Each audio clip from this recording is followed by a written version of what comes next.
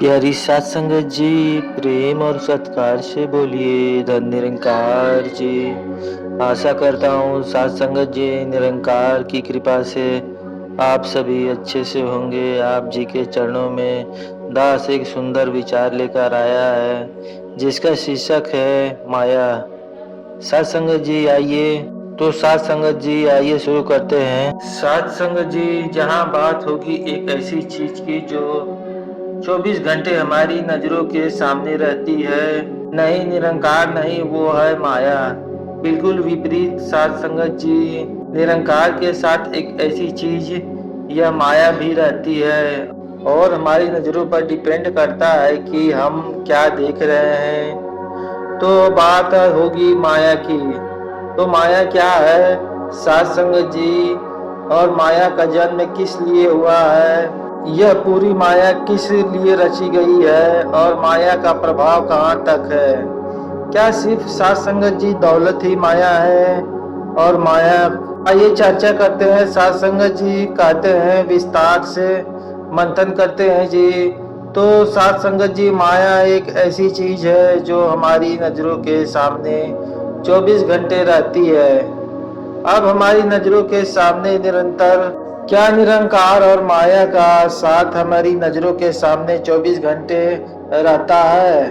तो इसका उत्तर है निरंकार दातार, और यह माया 24 घंटे हमारी नजरों के सामने रहते हैं और हमारे ऊपर डिपेंड करता है हम किसे देख रहे हैं, किसे सिमरन कर रहे हैं, माया कर रहे हैं या तू ही। आइए हम माया को और थोड़ा सा डीपली समझते हैं। सात संगत जी, जैसे संत फरमाते हैं और बहुत जगह पर दास ने सुना भी है कि महात्मा यह कह रहे थे कि दास को थोड़ी माया की आवश्यकता हो तो माया से सेवा करते हैं। माया की जरूरत है, आपने पूरी कर दी तो सदगुरु की कृपा से अपार माया मिली है। और यह माया माया सुनकर दास के जहन में आया कि सिर्फ माया धन दौलत ही संतों को हमेशा पैसा रुपये को हमेशा माया कहते हैं। क्या सिर्फ माया रुपये तक सीमित है?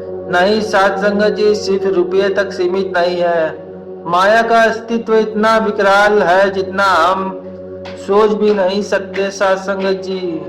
पूरे ब्रह्मांड की एक माया और यह मायापति इस ब्रह्मांड में ही समाया हुआ है और इसी माया के बीच समाया हुआ है। जैसे कि हम सुनते हैं कि संपूर्ण अवतार वाणी में बाबा अवतार सिंह जी फरमाते हैं कि नील गगन पर देखो प्राणी, सूरज चांद सितारे हैं, अस्थाई चमक चमक दमक सब मिटने वाले सारे हैं, नीचे धरती अग्नि जल है, इन तीनों का विस्तार बड़ा नासवार है। यह जग में नश्वर जो संसार खड़ा, मध्य जीव आकाश और वायु, इन तीनों का सूक्ष्म रूप, एक दिन यह भी मिट जाएगा। थोड़ा जोड़ जुड़ा जो तीनों का, यह 9 वस्तुएं दृष्टमान है, इसको कहते माया है। 10वां ब्रह्म है, इनसे न्यारा इन्हीं के बीच समाया है। यह सब मिट जाएगा, बाकी कुछ न रहना यार, कहे अवतार यही सब कुछ, इसी को कहते निरंकार। तो दाता निरंकार हर पल समाया है और इसी 9 वस्तुओं का जिक्र जो हुआ है, यह 9 प्रकृतियां जिससे पूरा संसार पूरा ब्रह्मांड बना हुआ। इन 9 प्रकृतियों में सूरज चांद सितारे धरती अग्नि जल वायु आकाश, ये 9 वस्तुएं हैं सात संगत जी। और इसके बाद जो एक 10वां ब्रह्म है, 10वां तत्व है यह पर ब्रह्म परमात्मा, और यही इन 9 वस्तुओं के बीच इस कदर विराजमान है जो नंगी आंखों से हमें नहीं नजर आएंगी। वो तब नजर आएंगे सात संगत जी जब सदगुरु हमें दिव्य चक्षु देंगे। आइए इस निरंकार के बारे में और जिक्र करते हैं सात संगत जी।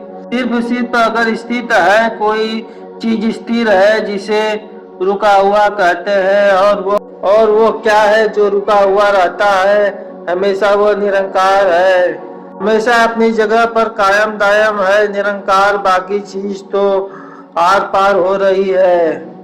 आ रही है जा रही है, चलना बनाया है, निरंकार चलते रहना है।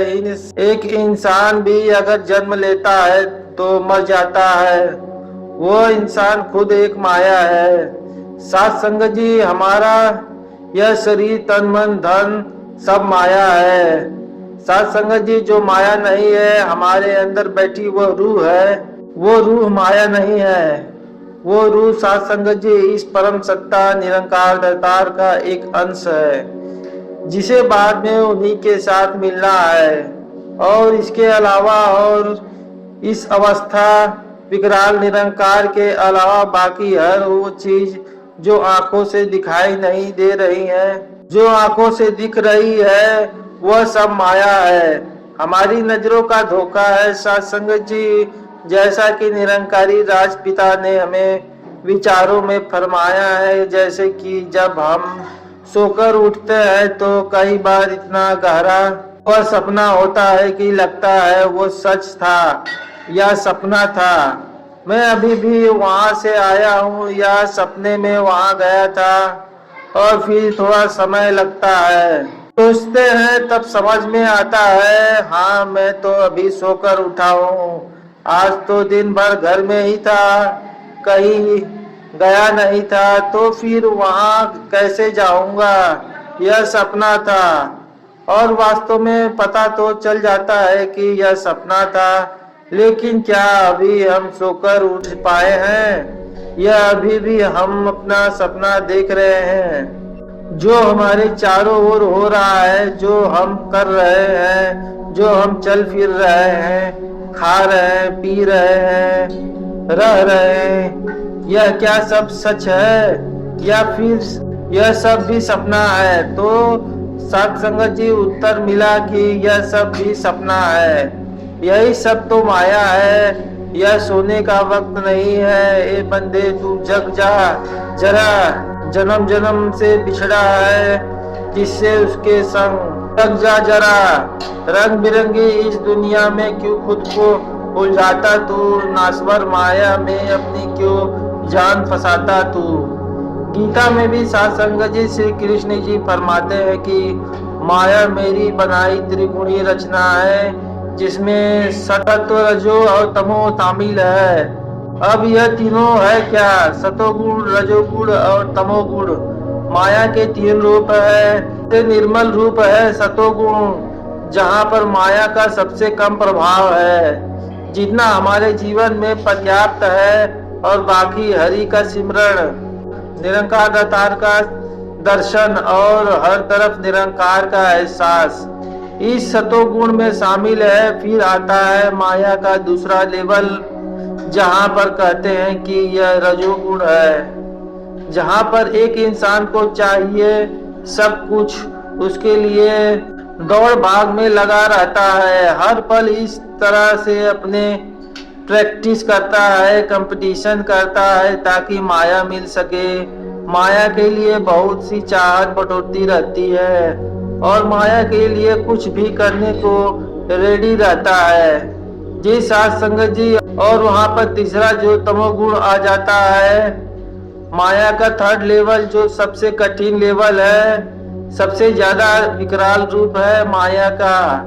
साथ संगत जी, तमोगुण में हर एक चीज विपरीत हो जाती है, और दिमाग में यही बैठ जाता है, सब मेरा है, अहंकार हो जाता है, क्रोध लोभ मोह सब आ जाता है, इस तरह से घेर लेता है जैसे कि लगता है कि मैं ही इस धरती का मालिक हूँ। कुछ ऐसी भी भावनाएं जैसे रावण या कंस जैसे दुष्ट शक्तियां को हुई, इसी तरह से हमारे अंदर भी यह राजसी प्रवृत्ति आ जाती है। इस माया के प्रति तो सात संगत जी यह तीन गुण जो कहे श्री कृष्ण जी ने, और फिर उन्होंने यह भी कहा इसे पार करना बहुत कठिन है, और माया को अगर पार करना है तो सबसे जरूरी है सात संगत जी मेरी शरण में आओ, तब मैं तुम्हें पार उतारूंगा। जो मेरी शरण में आ जाएगा वह झट से पार हो जाएगा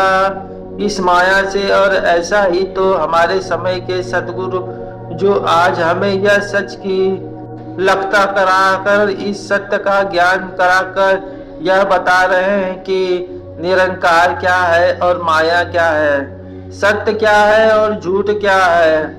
और वही शब्द कबीर जी ने भी लिखा है, वो याद कर आ रहा है।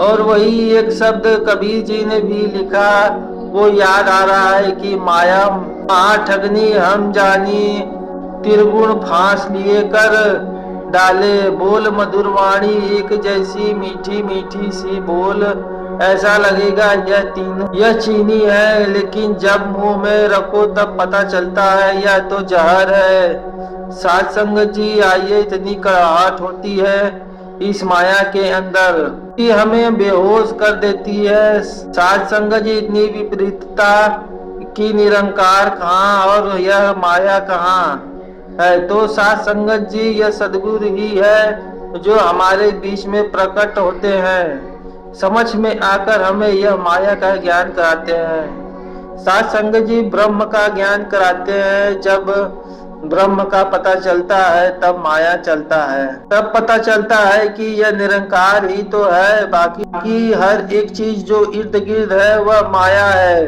तो सबसे जरूरी कोई चीज है अगर है तो वह है सदगुरु का ब्रह्म ज्ञान। अगर हमें सदगुरु ब्रह्म ज्ञान दे देते हैं तभी हमें हमारी आंखें खुलती है और यह माया जो इतना विकराल रहस्य है वो हमारे सामने खुल जाता है। आंखों से पट्टी हटती है और नजरों में निरंकार का एक बसेरा हो जाता है। हर पल हर जगह यह माया नहीं दिखती बल्कि निरंकार नजर आने लगते हैं। साध संगत जी, यह कब होगा? जब सदगुरु से ब्रह्म ज्ञान लेंगे। हम ब्रह्म ज्ञान जब नहीं लिए, तब हमारे पास यह एहसास नहीं था, तब क्या था? हमारे चारों ओर यह माया ही थी और हम इसी में लगे हुए थे। बस यही था कि यही मिल जाए, वो मिल जाए, उसको मिलने के लिए यह करना है, इसको मिलने के लिए वह करना है। और इसी तरह बस साध संगत जी माया में ही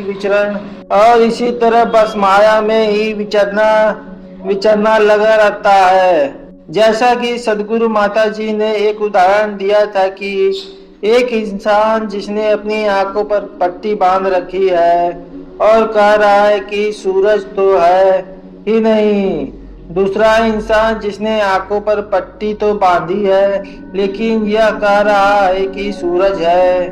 साध संगत जी, आसमान में सूरज चमचमा रखा, लेकिन इन दोनों पर दो तरीके के प्रश्न है। वही एक तीसरा व्यक्ति आता है और उसने अपने आंखों से पट्टी हटा दी और वह देख चुका है कि आसमान में तो चमचमाता सूरज चमक रहा है और वह बताता है कि हाँ, सूरज तो है, मैंने देखा है।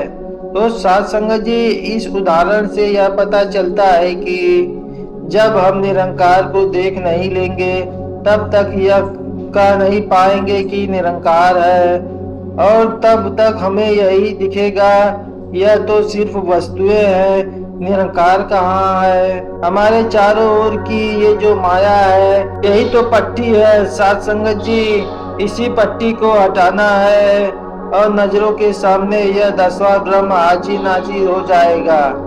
साध संगत जी, तो वही तो सदगुरु करते हैं जब अपना ब्रह्म ज्ञान की दात देते हैं। तो आइए साध संगत जी, इन्हीं वचनों से दास वाणी को विराम देते हुए प्रेम और सत्कार से बोलिए धन निरंकार जी।